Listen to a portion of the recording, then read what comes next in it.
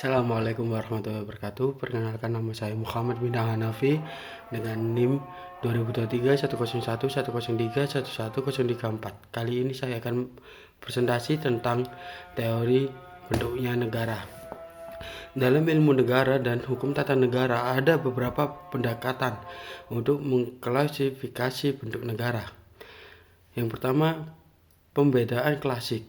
Bentuk negara dengan bentuk pemerintahan. Penting dibedakan dulu dua konsep yang sering tertukar ini. Bentuk negara menyangkut struktur organisasi kekuasaan negara secara keseluruhan, terutama hubungan antara pemerintahan pusat dan daerah atau wilayah. Bentuk pemerintahan menyangkut siapa yang memegang kekuasaan tertinggi dan bagaimana cara memperolehnya, misalnya monarki atau republik. Yang kedua, teori klasik dari Aristoteles. Aristoteles membagikan bentuk pemerintahan berdasarkan jumlah pemegang kekuasaan dan tujuan penggunaannya. Jumlah penguasaannya, bentuk idealnya, bentuk merosotnya.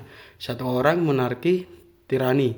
Sekelompok orang aristokrasi, oligarki. Banyak orang rakyat. Lalu politei.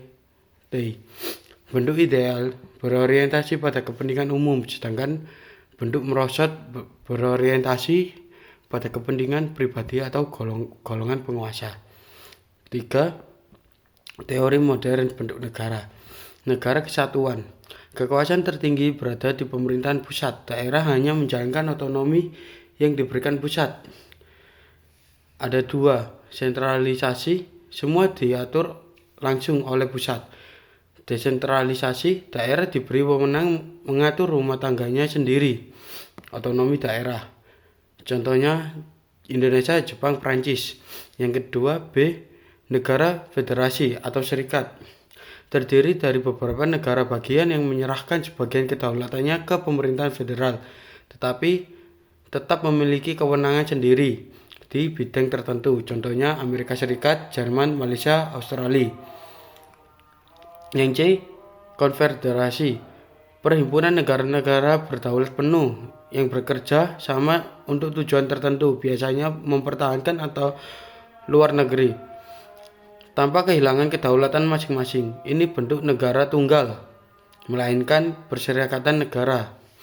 Lalu yang keempat, teori Jelinek. Jelinek membedakan bentuk negara berdasarkan cara terbentuknya kehendaknya negara. Monarki, kehendak negara ditentukan oleh satu orang, raja atau kepala negara tunggal. Republik, kehendak negara ditentukan oleh jumlah orang atau badan, majelis, dewan, dan selainnya. Teori yang kelima, teori Leon Duguid, membedakan berdasarkan cara penunjukan kepala negara. Monarki, kepala negara ditunjuk berdasarkan hak waris turun-temurun. Republik, kepala negara dipilih melalui suatu proses pemilihan. Yang keenam, teori C.V. Strong, melihat bentuk negara dari sudut struktur kekuasaan dan pembagian wewenang antara pusat dan bagian-bagiannya, membedakan negara kesatuan dan federal berdasarkan tingkat sentralisasi kewenangan konstitusional. Ketujuh, kaitan dengan sistem pemerintahan. Selain bentuk negara dan bentuk pemerintahan, ada juga sistem pemerintahan, bagaimana relasi eksklusif legislatif diatur. Presiden sekaligus kepala negara dan kepala pemerintahan tidak bertanggung jawab ke parlemen. Kepala pemerintahan PM bertanggung jawab atas parlemen kepada negara, biasanya simbolis raja atau presiden. Jadi sekian dari presentasi saya. Terima kasih. Wassalamualaikum warahmatullahi wabarakatuh.